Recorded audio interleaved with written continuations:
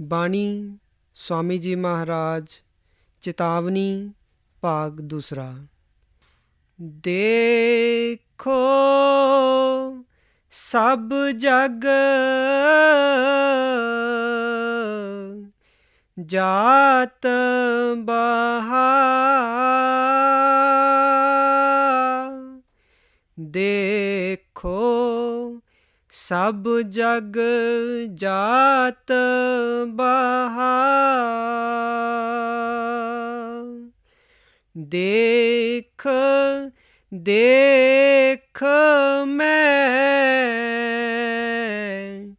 गति या जग की। बार बार यों वरन कहा। सत्संग के ये वचन हजूर महाराज जी द्वारा फरमाए गए सत्संग का हिंदी अनुवाद हैं। ये स्वामी जी महाराज की बाणी है। आप सारी दुनिया की तरफ नज़र डालकर दुनिया की हालत बयान करते हैं कि किस तरह हम परमात्मा को भूलकर विषय विकारों, इंद्रियों के भोगों, शराबों कबाबों आदि में उलझे बैठे हैं। मालिक का किसी को पता नहीं, मालिक की भक्ति की तरफ किसी का ख्याल ही नहीं जाता।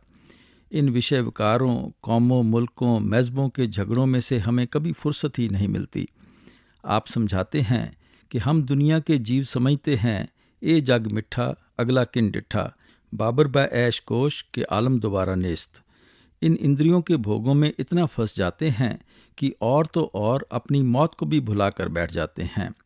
रोज देख रहे हैं कि हमारे साथी हमारा साथ छोड़ते चले जा रहे हैं।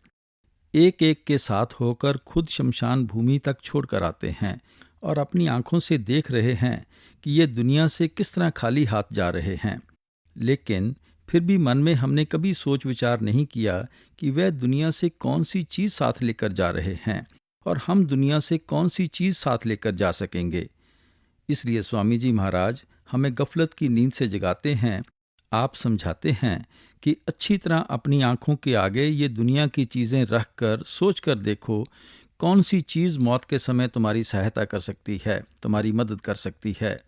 गुरु नानक साहब फरमाते हैं, तंदे तावत जग बाध्या न बूझे विचार, जमन मरण विसार्या मन मुख मुगद गवार।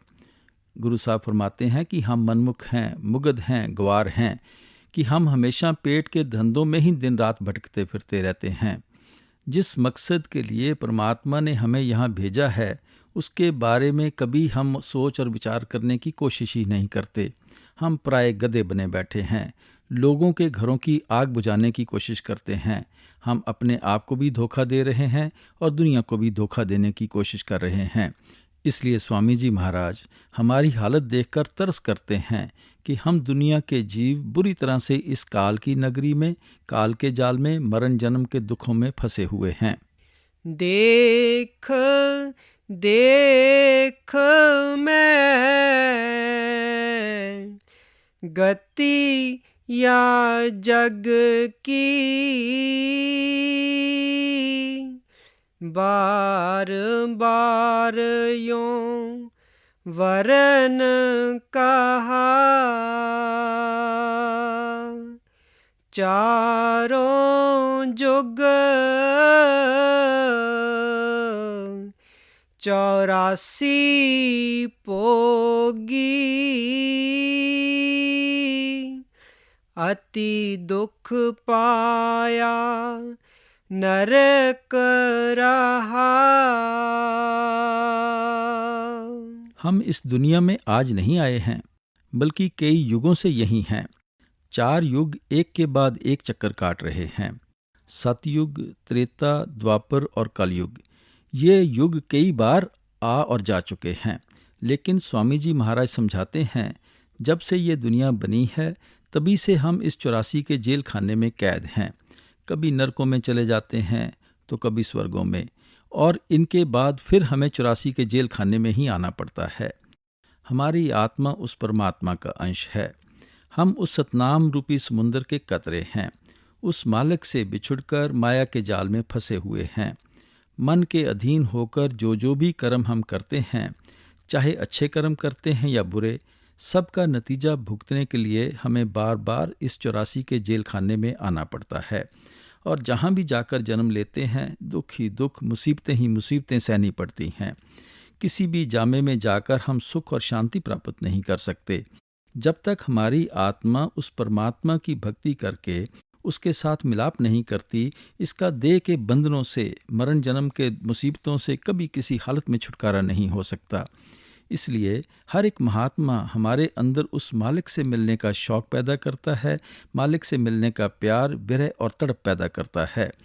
गुरु नानक साहब कहते हैं, बाबा जग फाथा महाजाल, वंजी हाथ न खेवटू, जल सागर असराल।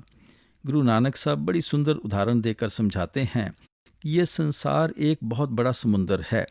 इसके अंदर हमारी मन रूपी किश्ती बही जा रही है। इस किश्ती में हमने पुण्य और पाप का बोझा लादा हुआ है। और ये संसार रूपी समुंदर कैसा है? इसके ना इधर के किनारे का पता चलता है, ना उधर के किनारे का, ना चौड़ाई का पता चलता है, ना लंबाई का और ना गहराई का। पता नहीं ये दुनिया कब बनी है, कितने परले महापरले आए हैं, लेकिन ये ज़रूर पता है कि जब से ये दुनिया बनी है, हम उस मालिक से बिछुड़कर इस 84 के जेल खाने में फंसे हुए हैं। आज तक वापस जाकर हमारा उस परमात्मा से मिलाप नहीं हुआ। अगर हम परमात्मा से मिल जाते तो आज इस दुख की दुनिया में क्यों होते?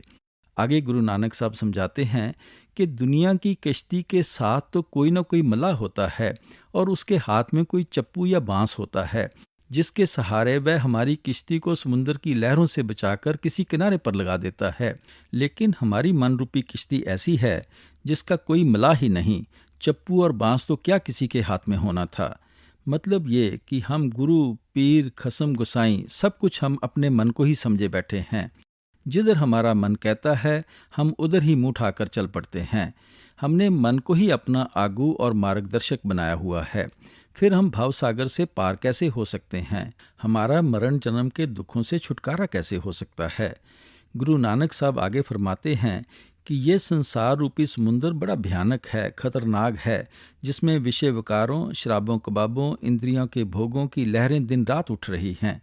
अगर हमारा भी यहाँ कोई मार्गदर्शक होता, मल्लाह होता, हम उसके आदेश के अनुसार चलते तो हम भी हमेशा के लिए भवसागर से पार हो सकते थे।